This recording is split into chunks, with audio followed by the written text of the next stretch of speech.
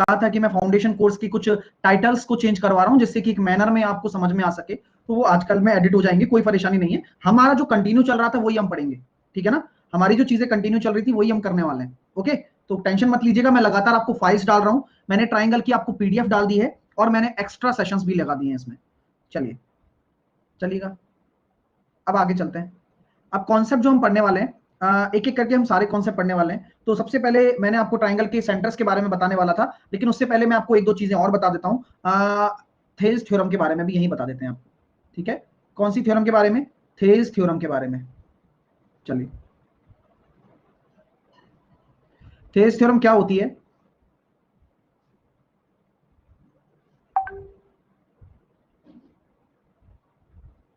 चलिए, Thales theorem क्या होती है उसके बारे में जानते हैं, अच्छा लगेगा आपको।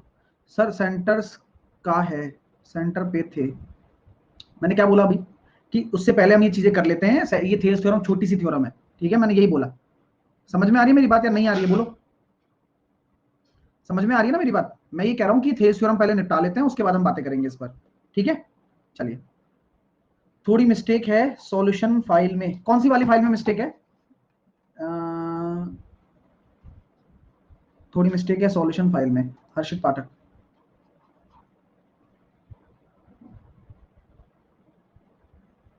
कौन सी वाली में? ट्राइंगल एक वाले में, आज वाले में, ठीक है। मैं चेंज कर देता हूं, उसको हटा के मैं एक बार चेक कर लूंगा, ठीक है। चलिए नोट्स में भी है। नोट्स में क्या दिक्कत है मेरे को बता दो, मैंने कहा था ना।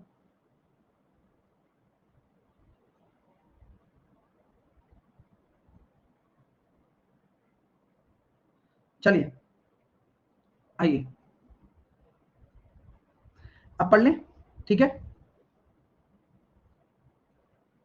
हाँ, अब कर लेते हैं। अच्छा, नई वाली फाइल में भी दिक्कत है क्या? जो नया वाला ट्रांसलेशन है उसमें भी प्रॉब्लम है क्या? जो नए वाले फाइल दिए मैंने उसमें दिक्कत थोड़ी है, उसमें नहीं होगी है ना, वो पहले वाली थी। हाँ चलिए, फिर ठीक है ना, बस चल मारो। हाँ, अब थेल्स थ्योरम के बारे में बात करते हैं। थेल्स थ्योरम कहाँ लगती है? ये थेल्स थ्योरम आपके आपकी ट्राइंगल में लगती है, ठीक है, ट्राइंगल में लगती है। और इसका कॉन्सेप्ट कैसे समझेंगे, समझिएगा। आपसे बोला जाता है कि अगर मान लीजिए आपको एक ट्राइंगल दे दिया एबीसी, आपको एक ट्राइंगल दे दिया एबीसी, आपका एक ट्राइंगल है, और एक भुजा जो कि ए बी और ए सी को डी और ई पर काटे, एक भुजा है जो ए बी और ए सी को डी और ई पर काटे, और डी ई जो है वह बी सी के पैरेलल हो, तो क्या हम ये कह सकते हैं यहां पर डी और ई जो है वह ए बी व ए सी पर स्थित पॉइंट्स हैं? यस है। देन डीई जो है आपका बीसी के पैरेलल भी हो, यह भी कंडीशन है कि जो डीई है वह बीसी के पैरेलल हो, तब आपकी थेल्स थ्योरम लगती है। थेल्स थ्योरम कहती क्या है सर? थेल्स थ्योरम ये कहती है कि आपके पास दो ट्राइंगल यहां दिख रहे हैं आपको। कौन कौन से ट्राइंगल दिख रहे हैं आपको? आपको दो ट्राइंगल यहां दिख रहे हैं। एक ट्राइंगल आपको दिख रहा है ए डी ई, आपको पता है ना, जब कभी भी हम सिमिलरिटी लगाते हैं तो ट्राइंगल्स में लगाते हैं। तो ए डी ई आपको एक छोटा वाला ट्राइंगल दिख रहा है, और एक बड़ा वाला ट्राइंगल कौन सा है? A B C. अब मैं आपको सिमिलरिटी लगाना सिखा रहा हूं, है ना, जिससे क्या होगा, कॉन्सेप्ट में क्लैरिटी आएगी।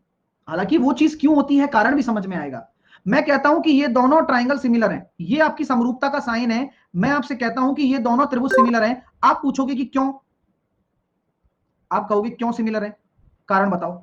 कारण समझने की, जब बैठे आप बात सुनने के लिए मेरी, तो आपने ये खुद फील किया कि ये वाला जो एंगल है ये तो कांस्टेंट है, यानी कि कोण ए दोनों ट्राइंगलों में आपका कॉमन है, कॉमन एंगल है, दोनों में आ रहा है, एडीई में भी आ रहा है और एबीसी में भी आ रहा है, कोई दिक्कत?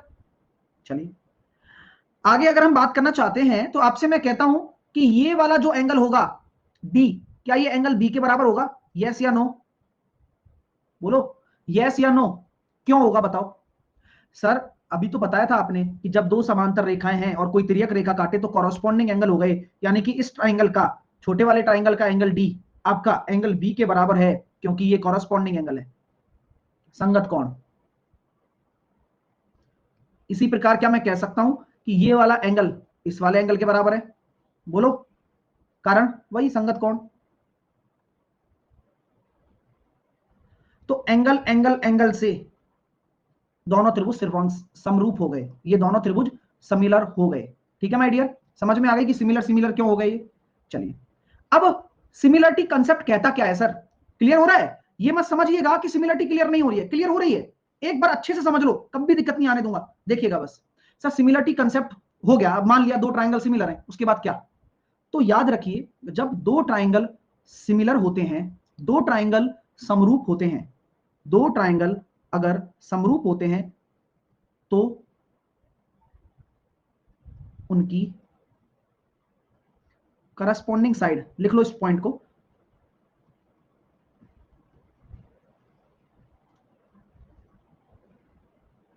करस्पॉन्डिंग साइड्स का रेशो बराबर होता है। सरोज आगे मत भगो, है ना, सरोज कुमार ठाकुर आगे मत भगो, वो सब मैं बताऊंगा, है ना, क्योंकि अब उस चक्कर में तुम क्या समझ ही नहीं पाओगे जो चल रहा है, यहां रहो, है ना, जो मैं लिखा रहा हूं उस पर ध्यान दो बस अभी। चलिए, अगर हम ये बात कहते हैं कि उनकी जो करस्पॉन्डिंग साइड का रेशो है वो बराबर होगा, अब आप मुझे बताइए करस्पॉन्डिंग साइड कैसे निकालेंगे? देखते हैं, सीखते हैं। देखिए, रेशो करस्पॉन्डिंग साइड्स का रेशो बराबर होगा, चलिए कैसे, आप मुझे बताएं। अगर मैं इस छोटे ट्राइंगल को लेता हूं, तो इस छोटे ट्राइंगल के अंदर अगर आपको सिमिलरिटी लगानी है या समरूप उसके करस्पॉन्डिंग साइड्स का रेशो लिखना है, कैसे लिखेंगे? अभी प्लीज ध्यान से समझिएगा। अगर मैं इस छोटे ट्राइंगल को ले रहा हूं, तो इस छोटे ट्राइंगल में अगर मैंने एक हरा वाला एंगल लिया है, हरा वाला, तो इस हरे वाले एंगल के सामने की भुजा क्या है? एडी।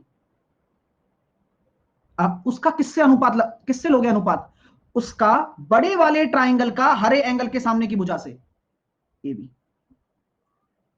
बराबर। इसी प्रकार सिमिलरली नीले वाले का, जैसे कि ये वाला, ये जो डी एंगल है, छोटे वाले ट्राइंगल में डी एंगल के सामने की भुजा एई है, और इस बड़े वाले में बी एंगल के सामने की भुजा एसी है, एसी, बराबर। इसी प्रकार ये जो ए है, ए, इस ए के सामने छोटे वाले ट्राइंगल में डीई है, और इसके ही सामने बड़े वाले ट्राइंगल में बीसी। आई बात समझ में? मजा आ रहा है? यही संगत भुजाओं का अनुपात हो गया। सर क्या हमेशा ऐसे करना पड़ेगा? ना, हमेशा नहीं, दिमाग को एक्सपेंड करते हैं, मतलब थोड़ा और सोच विचार करते हैं चीजों पर। देखिए, ये तो एक तरीका समझ में आया कि जब जो एंगल जिस एंगल के बराबर आप ले रहे हो या भुजाएं ले रहे हो, तो उसी के संगत अनुपात लो, खत्म। चलिए आगे मैं चर्चा करता हूं, थोड़ी सी चर्चा। देखिए, क्या ए से शुरुआत हो रही है, और क्या ये उभयनिष्ठ कोण है? आपको हमेशा समरूपता दिखाने के लिए दो चीजें लगानी होती हैं। क्या क्या ए से शुरुआत हो रही है? क्या ये उभयनिष्ठ है? दोनों में है तो दोनों में ए से हो रहा है, चलेगा। क्या ई हरा वाला यहां पर है तीसरे स्थान पर? तो सी भी तीसरे स्थान पर होना चाहिए, है? क्या बात है। तो बस, क्या डी बीच में है? तो क्या बी भी बीच में है? यस। तो यहां पर आपके सामने जो ट्राइंगल का ऑर्डर लिया जाता है ना एंगल्स का, वह भी सिमिलर होगा, तो डायरेक्ट ही पैटर्न बन जाएगा। देखो कैसे, आप एडी ले लो, इसका ए बी ले लो, एडी ले लिया, ए बी ले लिया, आप डीई ले लो, बीसी ले लो, डीई ले लिया, बीसी ले लिया, आप क्या बचा? एई, और आप एसी ले लो, एई और एसी। क्लियर हो गया माय डियर? तो यह थेस थ्योरम है। आपको अभी तो मैं और डिटेल में पढ़ाऊंगा, लेकिन ये चीजें समझ में आ गई ना अभी से, तो आपको बहुत आसान हो जाएगा ऑर्थो सेंटर पढ़ना, ये सब पढ़ना। ठीक है, तो डायरेक्ट आप रेशियो निकालना बहुत बड़ी बात है, और चीजें सीखिएगा। ठीक है, तो थेस थ्योरम आपको समझ में आ गई कि संगत भुजाओं का अनुपात बराबर रहता है। ठीक है डियर स्टूडेंट, जैसे कि अगर आपके सामने मैंने एक ट्राइंगल आपको दिया, और इस ट्राइंगल का नामकरण अगर मैं करता चला गया ए बी सी, ये ट्राइंगल का नामकरण मैंने किया, और बोला जा रहा है कि इसके बीसी के समांतर एक डीई है, केवल बोला गया है समानांतर। क्या मैंने कुछ और बोला इसके अलावा? ना, कभी बोलूंगा भी नहीं जब तक कि थेस थ्योरम मुझे लगानी होगी। मैंने केवल ये बोला कि जो डीई है वो बीसी के समांतर है। अगर ऐसा बोला जा रहा है तो यह आपको पता चल जाएगा कि यह थेस थ्योरम को डिनोट कर रहा है चीज। तो अभी आप जब ले रहे हो कि एडी का किससे? एबी से रेशो, यही तो ले रहे हो आप, एडी का एबी से रेशो। देखो ना, एडी का ये, इसका ये ले रहे हो तो छोटा बड़ा वाला भी ये पूरा हो जाना है। एई क्या? एई का एसी से रेशो इक्वल होगा, डीई का बीसी से रेशो इक्वल होगा। लेकिन इसके साथ साथ आप ये भी कह सकते हो, बोले क्या?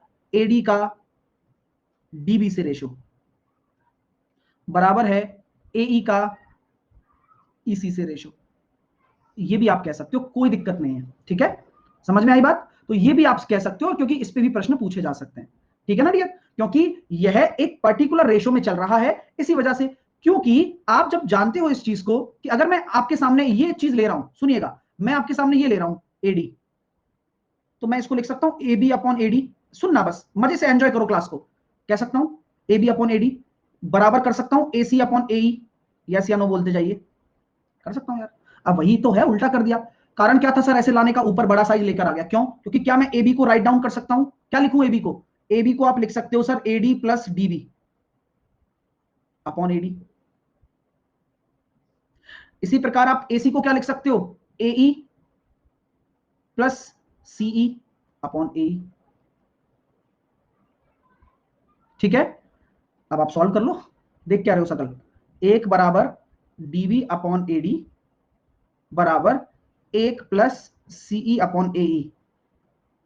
अब 1 से 1 कट गया, क्या यही निकल कर आ गया? यस, तो ये प्रूफ हो गया। तो कॉन्सेप्ट कॉन्सेप्ट की बात है बस, बाकी टेंशन नहीं लेना है आपको, बस समझना है। बस चीजें क्लियर हो रही हैं, समझ में आ रहा है? Well done. तो थेरेस थ्योरम क्लियर हो गई। चलिए आगे चलते हैं। अब थेरेस थ्योरम के साथ साथ एक थ्योरम ऐसी आ जाती है जहां पर लगता सेम है लेकिन काम की बहुत है। चलिए, मिड पॉइंट थ्योरम, जहां पर आपसे बोला जाएगा कि एबीसी आपका एक ट्राइंगल है। एबीसी आपका एक ट्राइंगल है और बोला जा रहा है गुरुजी कि एबी और एसी का मध्य बिंदु है डी और ई। D E A B and A C के मिड पॉइंट्स हैं।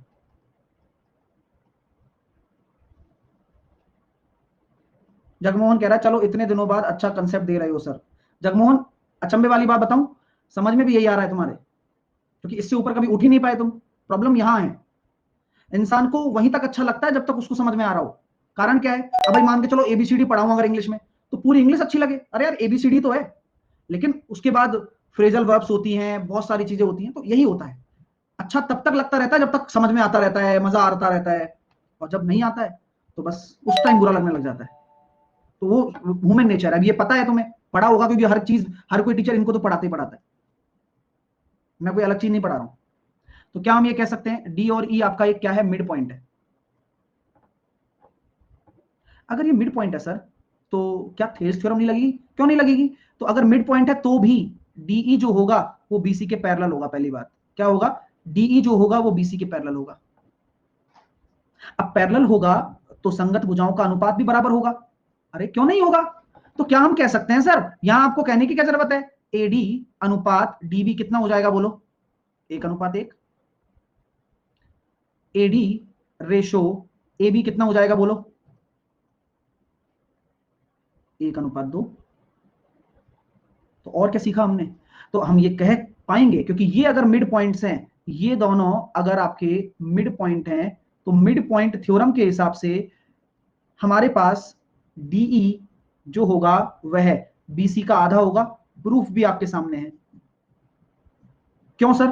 According to the Thales theorem, अभी तो पढ़ी थी, थेल्स थ्योरम के अकॉर्डिंग ही तो बात कर रहा हूं, क्योंकि संगत भुजाओं का अनुपात बराबर है। अब जब एडी अपॉन ए बी आपको दे रखा है 1/2, तो क्या वो डीई और बीसी के बराबर नहीं होने वाला है? क्या होने वाला है ना? तो डीई बराबर कितना हो जाएगा? BC/2। चीजें क्लियर हैं? तो ये बहुत काम की चीज है कि किसी भी ट्राइंगल में अगर उसके मिड पॉइंट को मिला दिया जाए, उसकी भुजाओं के मिड पॉइंट को मिला दिया जाए, तो उसकी मिलाने वाली भुजा तीसरी भुजा की आधी होती है। तीसरी भुजा की आधी होती है। पूजा कह रही है दोनों की थ्योरी सेम है क्या? आपको क्या समझ में आ रहा है वो आप सर? ए बी 2 कैसे आया? अब्दुल खालिक पूछ रहे हैं। अब्दुल खालिक आप मुझे बताइए कि कैसे नहीं आएगा? अनुपात की बात हम कर रहे हैं डियर, है ना? रेशो है ये, रेशो दो नहीं है, मतलब दो कोई यूनिट नहीं है, ये रेशो है। मिड पॉइंट होता है, तो मैं यही तो कह रहा हूं भाई 1:1 है। तो एडी ए बी अगर आपका 1 है तो ए बी कितना होगा? AD plus DB. बहुत बहुत मतलब बहुत ही टिपिकल कंसेप्ट है। चलिए, तो क्लियर हो गया भाई साहब? यहां तक आपको समझ में आ गया? तो हमने मिड पॉइंट थ्योरम पढ़ी है, हमने थेस थ्योरम पढ़ी है, दोनों ही हमने पढ़ी है। आगे चलते हैं सर।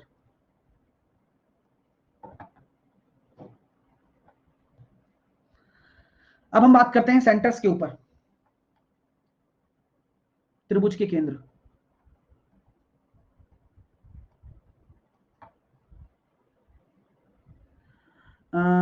शिखा कह रही है सर थेल्स और मिड पॉइंट में डिफरेंस क्या है? तुम्हें क्या लग रहा है? तुम्हें क्या लग रहा है? मतलब लाइट पिंक और डार्क पिंक पे कलर पता लग जाता होगा, मेजर डिफरेंस क्या है, और यहां इतनी सारी चीजें लिखा दी उसमें पता नहीं चल रहा है।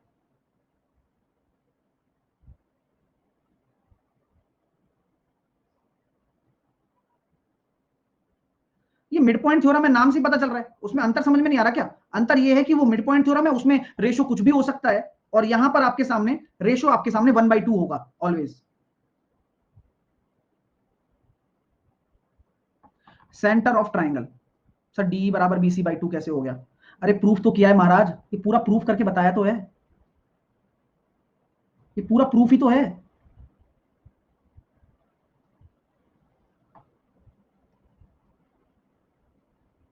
चलिए, तो सेंटर ऑफ ट्राइंगल की अगर हम आगे बात करते हैं, अब बात करने वाले हैं हम सेंटर ऑफ ट्राइंगल के बारे में। तो सबसे पहली चीज हम लेते हैं सेंट्रोइड। सेंट्रोइड को हम कहते हैं केंद्रक।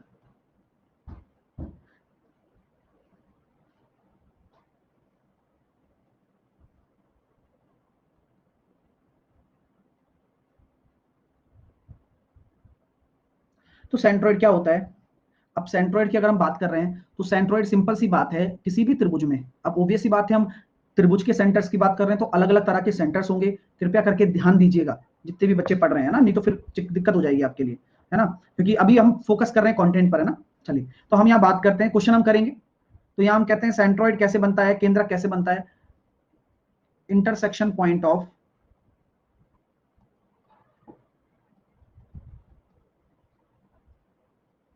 मीडियन, यानी कि माध्यिका का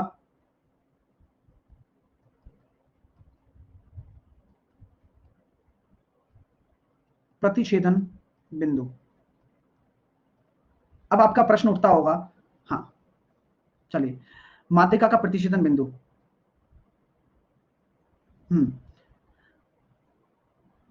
तो माध्यिका का प्रतिच्छेदन बिंदु आपके सामने चल रहा है, और यहां पर उसी को ही हम क्या कहते हैं? सेंट्रोइड कहते हैं। जरा देखिएगा आप लोग।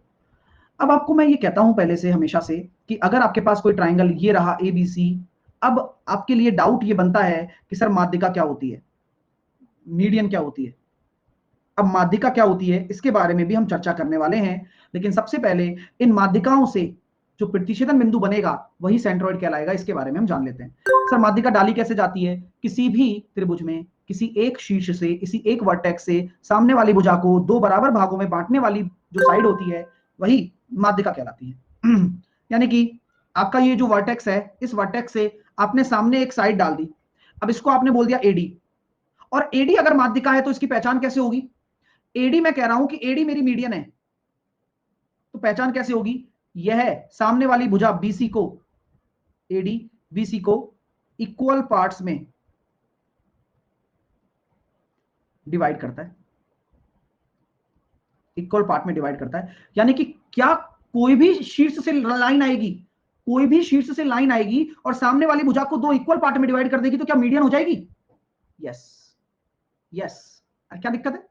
बिल्कुल हो जाएगी। अगर सामने वाली भुजा को दो इक्वल पार्ट में डिवाइड करेगी तो मीडियन ही कहलाएगी वो, कोई भी लाइन हो।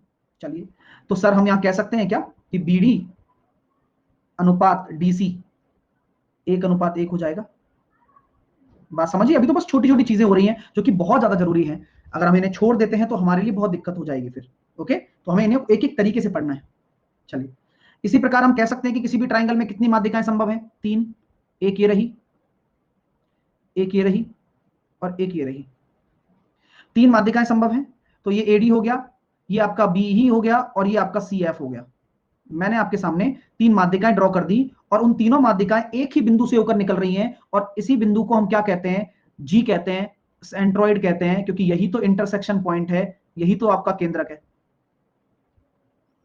ऐसा पढ़ाऊंगा ना, बस थोड़ा तसल्ली कर लो, ठीक है? थोड़ा तसल्ली कर लोगे तो कम से कम आप अच्छा सीख पाओगे। अगर हबड़ तबड़ करोगे तो चीजें रह जाती हैं, और आपको जितना आपके सामने है, देखो नोट्स तो मैंने दे ही दिए हैं, लेकिन नोट्स के अलावा जितनी भी चीजें हैं वो सब मैं आपको देने वाला हूं, तो कृपया करके शांति का मतलब शांति से काम करें ना। चलिए, क्लियर हो गया भाई? तो सबसे पहले आपने सेंट्रोइड के बारे में जान लिया, ऑलवेज सेंट्रोइड ही कहेंगे, अब नाम ही वही है ना। अब शर्मा जी का लड़का शर्मा जी तो होगा ना भाई साहब, और कुछ थोड़ी हो जाएगा। अब पूछो शर्मा जी से जाके, बोले हमेशा शर्मा जी होगा, और क्या। चलिए आगे चलते हैं। तो सर हमें अब समझ आ रहा है, मतलब ऐसा लग रहा है कि मतलब कुछ सीखने को मिल रहा है सर। मैंने कहा ठीक है चलो, अब आपको सेंट्रोइड के बारे में इतनी सी इंफॉर्मेशन थी, हो सकता था कि यहाँ खत्म हो जाए सेंट्रोइड, हो भी सकता है, लेकिन अब आपको और डिटेल में जाना होगा, चीजों को समझना होगा। आइए चलिए सीखते हैं बेहतरीन तरीके से। मैं कहता हूं कि अगर माध्यिका के बारे में आप चर्चा करने ही बैठ गए हो, तो सबसे पहली चीज क्या है कि आपके सामने एबीसी आपका एक ट्राइंगल है, और एबीसी अगर आपका एक ट्राइंगल है, ये एक एडी माध्यिका है, ये आपका एक बीसी माध्यिका है, और ये आपका सी एफ एक माध्यिका है, बीई और सी एफ। तो क्या हम ये कह सकते हैं कि ये तीनों माध्यिकाएं हैं, एडी, बीई और सी एफ, ये आपकी क्या है, मीडियंस हैं। अब खास बात समझना, तो सर ये मीडियन है, तो आप ये अभी तो बता रहे थे कि ये अगर माध्यिका है तो दोनों बराबर भागों में बांटेगा। मैंने कहा यस, ये दोनों आपस में बराबर होंगे। मैं क्या कह सकता हूं कि सर ये दोनों भी आपस में बराबर होंगे फिर तो। मैंने कहा बिल्कुल होंगे भाई, इसमें कौन सा संशय है। तो सर ये दोनों भी आपस में बराबर होंगे, यस होंगे ना, बिल्कुल होंगे सर। और इसको हम जी बोल दें, कोई दिक्कत है क्या आपको? अगर मैं इसको जी बोल देता हूं, कोई दिक्कत आ रहा है? नहीं आ रहा। तो ये सारी आपको चीजें समझ में आ रही होंगी कि बराबर भागों में बांटता है। तो यहां पर आपके सामने सबसे बड़ी चीज जो आती है, पहला पॉइंट, कि जो केंद्रक है, केंद्रक मतलब सेंट्रॉइड, सेंट्रॉइड मीडियन को 2:1 में काटता है। अब सुनना जरा सर, 2:1 में काटने का मतलब, जैसे कि ये मीडियन है और ये सेंट्रॉइड है, तो सेंट्रॉइड इस मीडियन को 2:1 में डिस्ट्रीब्यूट करेगा, हमेशा करेगा क्या? बिल्कुल करेगा। यानी कि शीर्ष की तरफ, वर्टेक्स की तरफ आपका 2 हिस्सा होगा और नीचे की तरफ आपका 1 हिस्सा होगा। ये 2:1, ये 2:1, बिल्कुल। अब बहुत सारे विद्यार्थियों को सर ये नहीं समझा। क्या नहीं समझे भाई? क्या नहीं समझे तुम? मैं बता रहा हूं ना कि यहां पर जो सेंट्रॉइड होता है, छोटी छोटी चीजें हैं, ये तो पता होना चाहिए। अब ये थोड़ी है कि भूलने के लिए पढ़ रहे हो, सीखने के लिए पढ़ रहे हो ना सुमित। हाँ, तो भूलने के लिए थोड़ी पढ़ रहे हैं हम। अब सीखो, मैंने लिखाया है, इसको दिमाग में रखो, नोट्स दिए वो पढ़ो, तब समझा, तब समझ में आएगा, ठीक है ना? चलिएगा। तो यहां पर हम कह सकते हैं कि ये 2:1 में होता है। अब कई विद्यार्थियों का ये मानना है सर क्यों होता है, बताओ, कारण बताओ, है ना? तो 2:1 में क्यों होता है, किस तरह से होता है, आप इसके बारे में क्यों बता सकते हैं क्या? बिल्कुल बता सकते हैं, क्या दिक्कत है भाई? आओ इसका प्रूफ जान लेते हैं। हालांकि वो सब प्रूफ मैंने दे रखे हैं आपको, लेकिन फिर भी आप जान लेते हैं।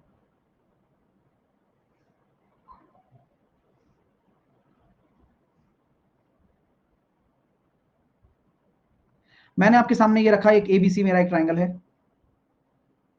अभी जब मैं बोलता हूं कि ये एक मीडियन है, अब खुद जवाब देना आप, और ये भी एक मीडियन है, तो आप लोग एक चीज मुझे बताओ कि ये सीई, ये आपका सी एफ है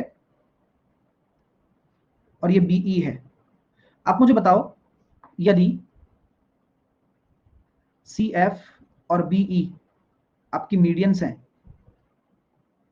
मीडियन है, और ये आपका पॉइंट मैंने मान लिया जी, तो क्या ये सेंट्रॉइड होगा? हाँ होगा। अभी बोला ना मैंने अभी आपको, सेंट्रॉइड होगा। अभी बताया कि मीडियन का इंटरसेक्शन पॉइंट सेंट्रॉइड होता है। अच्छा ये बताओ कि ये मैं अब हंसी खुशी कह सकता हूं क्या, अरे सर ये तो मिड पॉइंट हो गया, तो क्या मैं कह सकता हूं एफ और ई यहां पर आपके मिड पॉइंट हो गए? क्या बात है, एफ और ई आपके मिड पॉइंट है। अगर ये मिड पॉइंट हो गए तो क्या आप एक लाइन मिला सकते हो? वेरी गुड, मिला दी लो। अब आएगा दिमाग में। तो यार मिला दिया, तो मैंने कहा कि जब दो मिड पॉइंट को मिलाते हैं तो ये जो रेखा होती है इसके पैरेलल होती है। बोले क्या बात है गुरु। अब ये दो पैरेलल होगी तो कौन से दो ट्राइंगल बन रहे हैं? बोले एक ट्राइंगल बन रहा है, जो भी आप कॉमन वाला है जी ले लो, तो जी एफ ई, ये ट्राइंगल किसके समरूप होगा? तरीके से बताना, गलती मत करना। अब जी आपका कॉमन एंगल है, तो जी ई आपका बी के बराबर है, जेड बन रहा है ना, तो मैं कह सकता हूं triangle G B C, triangle GBC. अब समरूप है, दोनों ट्राइंगल आपस में क्या है, सिमिलर है। अभी पता लग गया ना, कैसे पता लग गया? समांतर हो गए, ये वाला अगर मैं एंगल मानता हूं अल्फा तो ये वाला अल्फा होगा, कारण बताइए। ये अगर मैं मानता हूं बीटा तो ये वाला भी बीटा होगा, कारण बताइए। और ये एंगल आपस में बराबर होंगे, कारण बताइए। तो सर ये तो अल्टरनेटिव एंगल हो गए और वो वर्टिकली अपोजिट एंगल हो गया, तो क्या समरूप है? यस, डन है। अगर समरूप है तो संगत भुजाओं का अनुपात बराबर नहीं होगा क्या? जैसे सर, जैसे कि इसका जीएफ ले लो और इसका जीबी ले लो। भाई इसका अगर आप जीएफ ले रहे हो तो इसका आप जीबी ले लो। नहीं आई बात समझ में? कोई दिक्कत आ रही है? तो इसका जीएफ ले रहे हो तो इसका जीबी ले लिया, बराबर। इसका अगर एफ ई ले रहे हो तो उसका बीसी ले लो, ठीक है। उसका आप एफ ई ले रहे हो तो उसका बीसी ले लो। और क्या बचा हुआ है? एक बचा हुआ जीई और जीसी। यहां तक आप में से किसी को कोई दिक्कत है क्या? बीटा बीटा के बराबर है ये, ठीक है। और बी जो है हमारे पास जी एफ ई, तो जीसीबी होगा, हमने गलत लिया ना, जीसीबी होगा ये, जीसीबी। हाँ, क्योंकि ये ई है, सॉरी मैंने ये एफ लिया यहां पर सेकंड वाला, तो ये वाला अल्फा है, तो ये एफ सी बीच में आना चाहिए ना। तो मैं इसको सही कर देता हूं। तो जी एफ और जीसी का जो रेशो होगा, ठीक है, जी एफ और जीसी का जो रेशो होगा वह एफ ई और बी सी सी बी का जो रेशो होगा वो जी ई और जी बी के रेशो के बराबर होगा। अब यहां से आप एक बार चेक कर लो, देखो क्लियर है? कोई दिक्कत? एक बच्चा पूछा है सर एसएससी के लिए बताओ, उसको विश्वास ही नहीं हो पा रहा है। चलिए, कोई दिक्कत है भाई? No problem sir. तो अब यार थोड़ी सी समझ डेवलप हो रही है क्या? थोड़ी सी हो रही है क्या? मेरे को हो रही है और आपको भी हो रही होगी। सर आप मुझे बता सकते हैं कि एफ ई और बीसी का रेशो कितना होगा? आप में से कौन बताएगा? एफ ई और बीसी का रेशो कितना होगा? सर 1:2। कारण बताइए क्यों होगा? अभी मिड पॉइंट थ्योरम पड़ी थी ना, मिड पॉइंट थ्योरम की वजह से। तो अगर ये 1:2 है तो क्या जीएफ और जीसी 1:2 होगा? यस, मजा आ गया। तो इसलिए मैं कह रहा था कि ये 2:1 में काटते हैं, इसलिए मैं कह रहा था कि ये 2:1 में काटते हैं। तो कॉन्सेप्ट समझ में आ गया कि केंद्रक जो होता है, सेंट्रोइड जो होता है, वो मीडियन को 2:1 में काटता है। समझ में आ गया? तो ऐसे समझना है, और चीजें समझ में क्यों नहीं आएंगी अगर आपको समझना पड़ेगा और समझाया जाएगा तो। चलिए अब आगे चलें, क्योंकि हाँ, हाँ आगे चलते हैं। तो यहां पर आपके सामने ये हो गया पहला पॉइंट। अब जब मैं दूसरे पॉइंट की बात करना चाहता हूं आपसे, तो यहां सिंपल सी बात ये है कि एक मीडियन है ना, उसको दो पार्ट्स में डिवाइड करती है, ठीक है। एक मीडियन इसको दो पार्ट्स में डिवाइड करती है। तो यहां पर कितने ट्राइंगल बन रहे हैं? 1 2 3 4 5 6। तो सभी तीनों मीडियन, जो सभी तीनों माध्यिकाएं हैं ना, ट्राइंगल को 6 इक्वल पार्ट में डिवाइड करता है, 6 इक्वल पार्ट में। तो area of A B C 1/6 होगा किसका? छोटे छोटे जितने भी ट्राइंगल बन रहे हैं ना उनका, ठीक है। छोटे छोटे जितने भी ट्राइंगल बन रहे हैं, triangle number 1, triangle number 2, triangle number 3, triangle number 4, triangle number 5, triangle number 6। अब कोई सा भी ट्राइंगल उठा लो, जैसे कि सर हमने उठा लिया A G F, triangle A G F का एरिया बताइए। तो यह छठवां पार्ट है, मतलब सभी बराबर हैं। तो अब आप जानते हो कि पूरा अगर एबीसी आपको दे दिया तो उसका 1/6 हो जाएगा, है ना भाई? अब इनको ये समझ में नहीं आ रहा है कई बच्चों को, सर 1/6 क्वेश्चन मार्क। अरे भाई 6 बराबर भाग में बांट रहे हो आप। आपसे मैं कहता हूं कि आपके पास 6 रुपए हैं घर वालों के पास, और 6 भाई हो तुम, तो आपको कितना मिलेगा? एक। तो एक क्या है? 1/6 ही तो है 6 रुपए का। बताओ, ऐसे समझाना पड़ रहा है, ये स्थिति है दिमाग की तुम्हारे। चलिए, तो क्या हम ये कह सकते हैं क्या, ये चीज क्लियर है? और इस तरह के जितने भी ट्राइंगल बनेंगे सर 6 के 6 इक्वल ट्राइंगल है इसी वजह से। आइए, आइए चलो अब आगे बात करते हैं।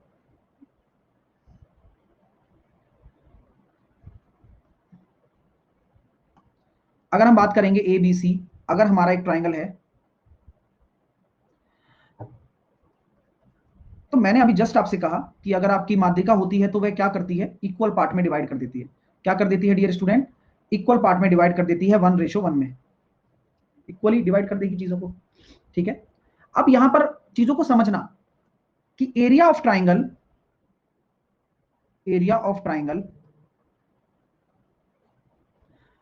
हमेशा बेस रेशो में बांटा जाता है। एरिया ऑफ ट्राइंगल हमेशा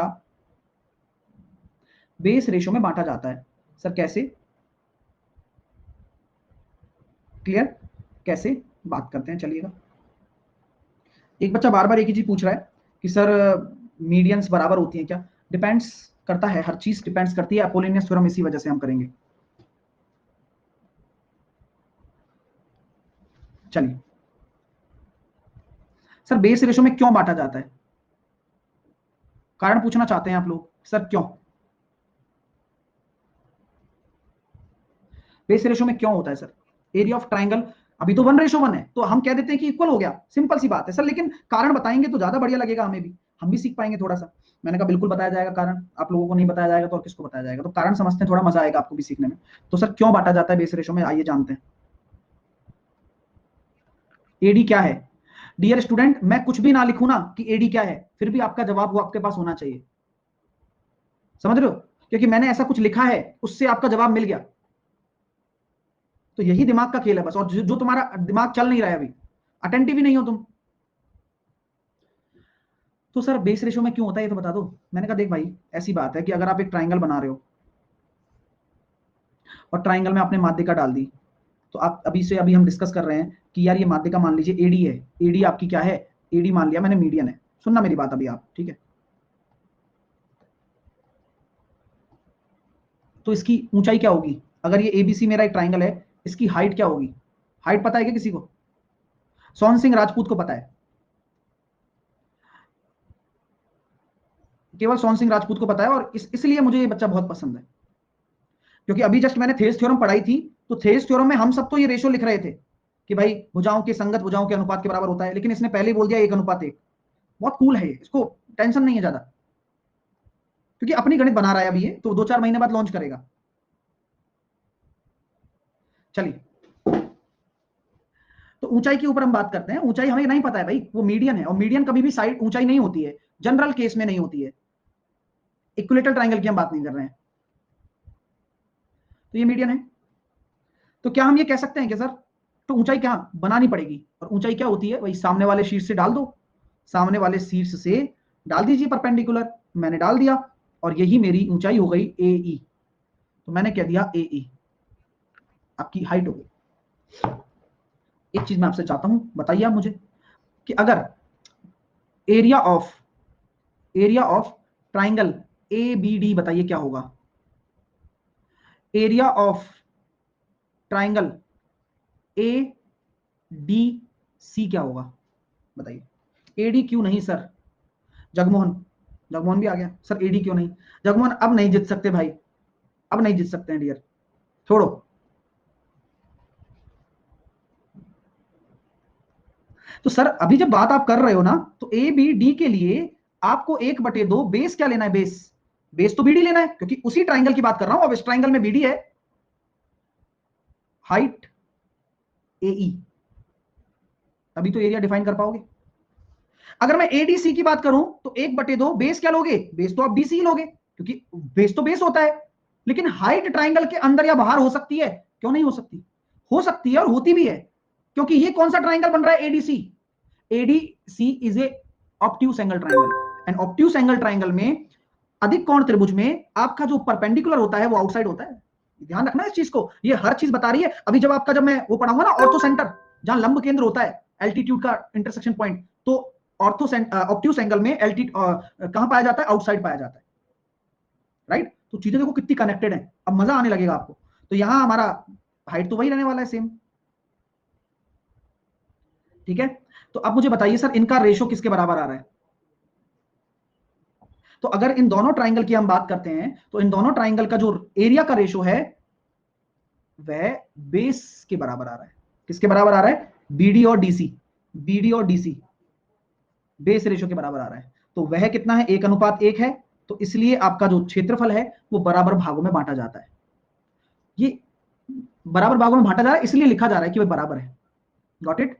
तो बेस पर डिपेंड करता है। तो मैंने ये जो पॉइंट लिखा ये क्लियर हो गया आपको कि बेस पर डिपेंड करता है। तो अगर मैं बात करना चाहूं ट्राइंगल ए बी डी का एरिया, अगर मैं आपको दे देता हूं 36। सर बेस बीई क्यों नहीं लिया, शिवानी बोल रही है। शिवानी बेस बीई कैसे होगा, शिवानी बताइए आप ये कह रही है कि बीई को बेस ले लो, क्यों लें? जब मैं ट्राइंगल ए बी डी ले रहा हूं तो बीई हम बेस कैसे ले सकते हैं? ट्राइंगल तो देखो, ट्राइंगल तो ए बी डी है ना, तो यहां तो ई कहीं आ ही नहीं रहा है, तो फिर कैसे लेंगे बताओ? परपेंडिकुलर अलग हो सकता है ना, ये इस ट्राइंगल का परपेंडिकुलर भी है और इस ट्राइंगल का परपेंडिकुलर भी है, परपेंडिकुलर तो एक ही होगा हर ट्राइंगल का। ठीक है, तो आपका एबीडी का एरिया मैंने दे रखा है 36। तो मुझे बताइए ट्राइंगल ए बी सी का एरिया कितना होगा? ए तो बाहर है सर, तो क्या हो गया?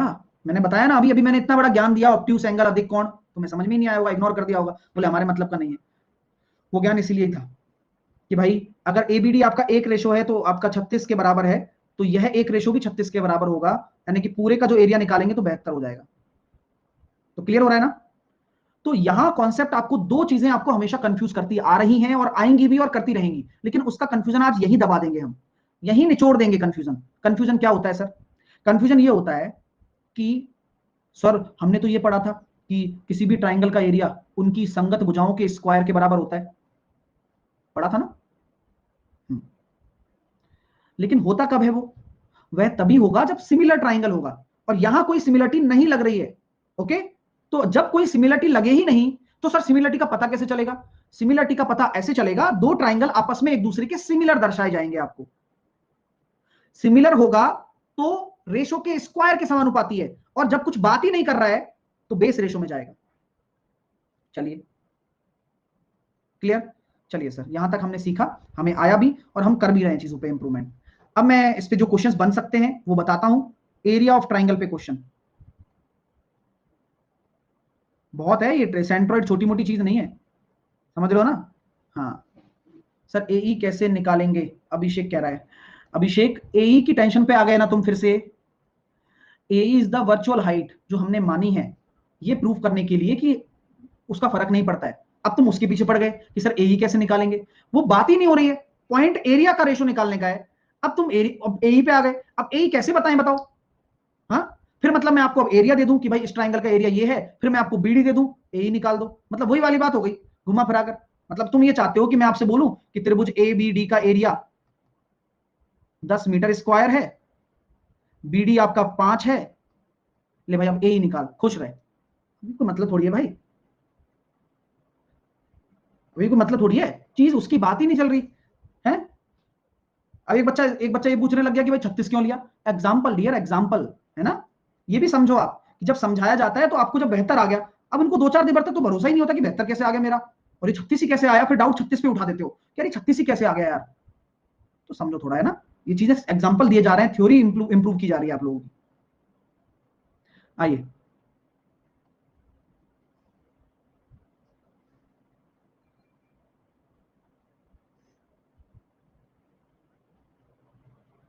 अगर हम आगे बात करते हैं तो मैंने कहा कि ऐसी कोई लाइन है, अब मैंने आपको ट्राइंगल बना दिया, ट्राइंगल ए बी सी, और ये आपका डी है, और मैंने कह दिया कि ये 2:3 में है। तो आप मुझे बताएं, अगर ट्राइंगल ए बी सी का एरिया 30 सेंटीमीटर स्क्वायर है, तो मुझे बताएं ट्राइंगल ए बी डी का एरिया क्या होगा? ट्राइंगल ए डी सी का एरिया क्या होगा? तो अब आप कह दोगे क्या, कौन कौन ये कहेगा कि एडी माध्यिका है? यस बोल देना जिसको पता लग रहा है।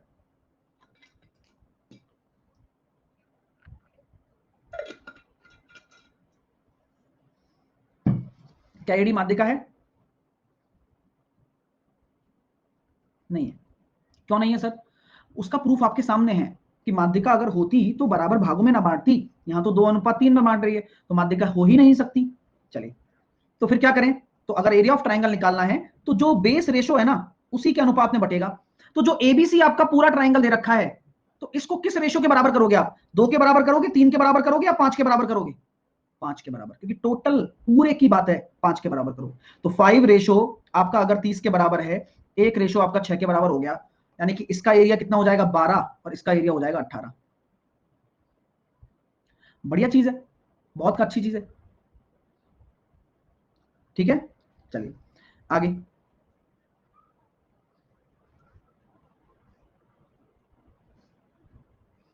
सब मीडियन ही तो 2 और 3 को बांट रहा है ना, मीडियन ही तो 2 अनुपात, क्या कहें भाई।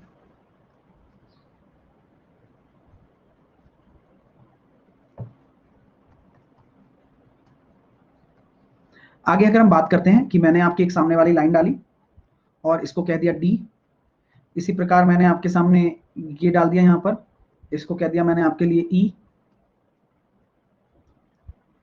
तो बताइएगा, मैंने कहा कि जब ये ए डी पर आई तो इसने आपको 2:1 में डिस्ट्रीब्यूट किया, और यहां पर हुआ 3:5 में डिस्ट्रीब्यूट।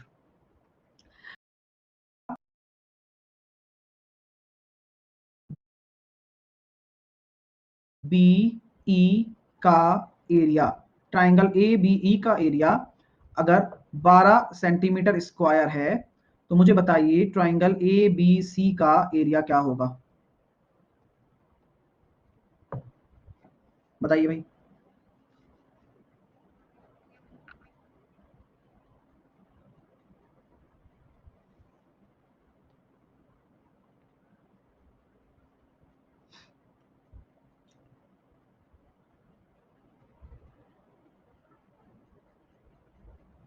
तो कैसे करोगे मेरे प्यारे विद्यार्थियों? आइए समझते हैं, सीखते हैं। तो सर आपने ही तो बताया कि एबीसी का एरिया आपको निकालना है, तो मैं कह सकता हूं कि ये 3 रेशो जो है ये 12 के बराबर है, तो 1 रेशो बराबर 4, यानी कि ये कितना हो जाएगा? 20। तो यानी कि ये पूरा जो ट्राइंगल है ये कितने का है? 32। तो 2 रेशो बराबर अगर आपका 32 है, तो 1 रेशो बराबर आपका 16, तो टोटल 48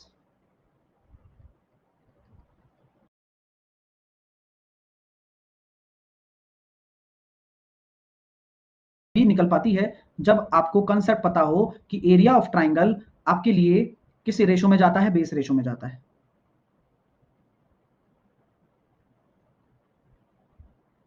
ठीक है, नेक्स्ट क्वेश्चन।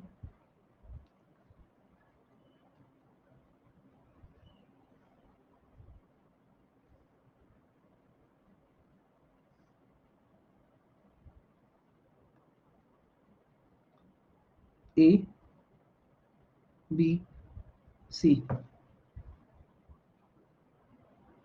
चलिए आइए, मैंने ये लाइन दे दी आपके सामने इस तरह से, तो ये लाइन मैंने मान ली डी। ठीक है, अब हमने क्या किया कि इस वाले से ये लाइन डाल दी यहां पर, और इस वाले से यहां पर लाइन डाल दी इस तरह से। तो मैंने कहा कि भाई ये डी है, आपने ये बी ई एफ। ठीक है, अभी सुनाई दे रहा है सबको मेरी आवाज? मैं दोबारा बोलूं इस क्वेश्चन को क्या किया मैंने? देखो, अभी मैंने बताया ना आपको कि बेस रेशो में जाता है, तो 12 किसका है? ए बी ई का, इस वाले का है 12। तो ये कितने रेशो के बराबर था? 3 रेशो के बराबर। तो 3 रेशो बराबर अगर 12 है, तो 5 रेशो बराबर कितना हो जाएगा? 20 हो जाएगा।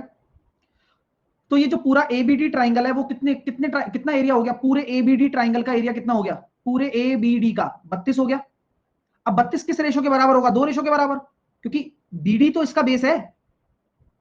तो 32 अगर 2 रेशो के बराबर है, तो 1 रेशो बराबर 16। तो टोटल अगर आपको एबीसी का निकालना है, तो वही जो बेस रेशो होगा 3 रेशो 48 के बराबर।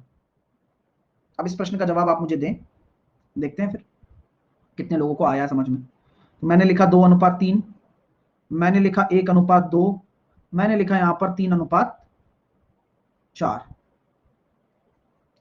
और अगर हम बात करते हैं ट्राइंगल ए ई बी का एरिया 98 सेंटीमीटर स्क्वायर है, तो मुझे बताइए ए डी सी का एरिया कितना होगा?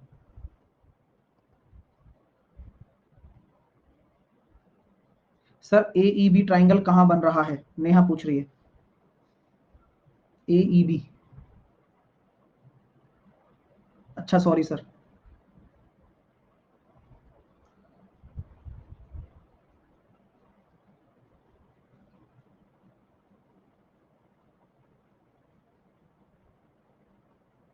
करिए सर, आ रहा है समझ में, आ तो रहा है। बोले सर आपने ये 98 जो दिया है ये पूरा दिया है ना, इसका मतलब ये वाला, तो ये जो पूरा बेस रेशो है वो 7 है, तो 7 रेशो बराबर अगर 98 है तो एक रेशो बराबर 14 हो गया। अगर एक रेशो बराबर 14 हो गया तो यहां पर इस वाले का 98 है, जो कि वास्तव में किसके बराबर है, जो कि वास्तव में अगर हम डिस्कस करते हैं ना उस चीज को समझने की कोशिश करिए कि क्वेश्चन किसके चल रहा है, ये वास्तव में एक रेशो के बराबर है। क्यों? क्योंकि इसको आपने दो भागों में बांटा और ये एक रेशो पूरा 98 के बराबर हो गया। ये 98 है, तो क्या हम ये कह सकते हैं कि ये पूरा का पूरा किसके बराबर हो गया? 3। मैं यही बात समझ, दोबारा बता देता हूं क्या दिक्कत आ रहा है भाई। देखो,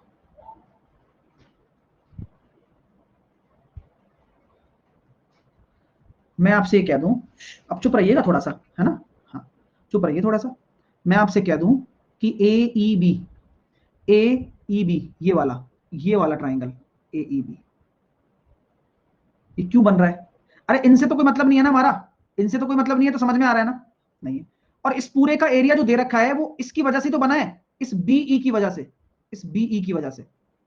राइट राइट राइट राइट, कोई दिक्कत? तो क्या मैं कह सकता हूं आप लोगों से, क्या मैं कह सकता हूं आप लोगों से कि ये एक के बराबर 98 हो जाएगा,